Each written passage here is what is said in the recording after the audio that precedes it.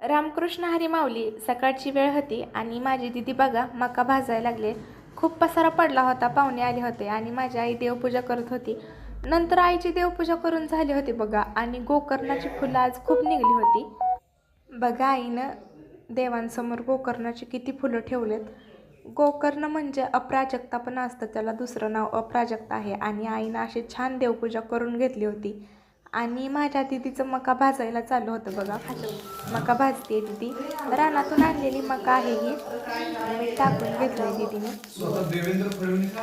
आणि मका भाजायला लागली बघा. आणि मामी इडलीची तयारी करत होत्या, इडली बनवायची होती आज नाश्त्यासाठी. बघा ही दीदीने मका भाजून घेतली आहे आणि माझे दोन्ही भाऊ तर झोपेतच होते, अजून उठलेच नव्हते, त्यांची आंघोळ पण झाली नव्हती.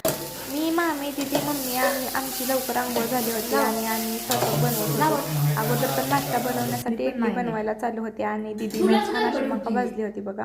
मी मका लगेच खायला घेतली कारण अशी भाजलेली मका मला खूप आवडते आणि सगळ्यांना दिली पण होती आम्ही. आणि बघा मामा आणि माझे पप्पा मका खात आहेत.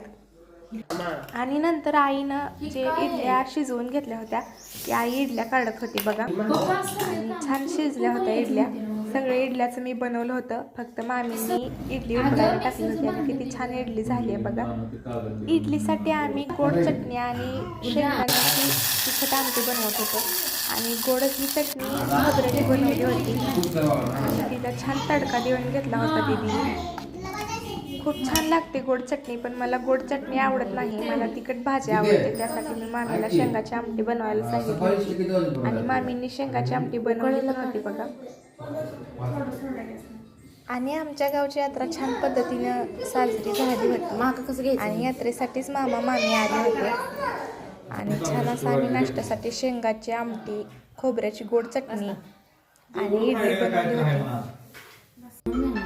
आणि बघा गोड चटणी आहे, शेंगाची आमटी आहे आणि छान अशा इडल्या घेतल्या होत्या आणि लगेच मी खायला चालू करायला लागली होती कारण मला इडली खूप आवडते आणि शेंगाची आमटी त्याच्यासोबत खरंच खूप छान लागते.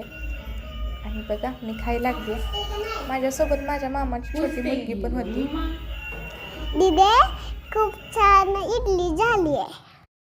आणि आज आम्ही खरंच खूप खुश होतो कारण आम्ही जे कृष्ण कमळाचा वेल लावला होता त्याला आज एक छान अशी कळी उमलायला लागली होती बघा. तुम्हाला दाखवते. हे पर्पल कलरचं कृष्ण कमळ आहे आणि पिंक कलरचं पण कृष्ण कमळ असतं, पण आमच्या दारात पर्पल कलरचं आहे आणि किती छान कळी उमलायला लागली बघा. पूर्ण उमललेली नाही, त्याच्या पाकळ्या आत्ता बाहेर निघल्यात आणि त्याच्या साईडला एक छोटीशी कळी पण आहे बघा. खूप छान दिसतं हे फूल आणि वरच्या साईडला पण 2 कळ्या आलेत. व्हिडिओ आवडला तर लाईक करा.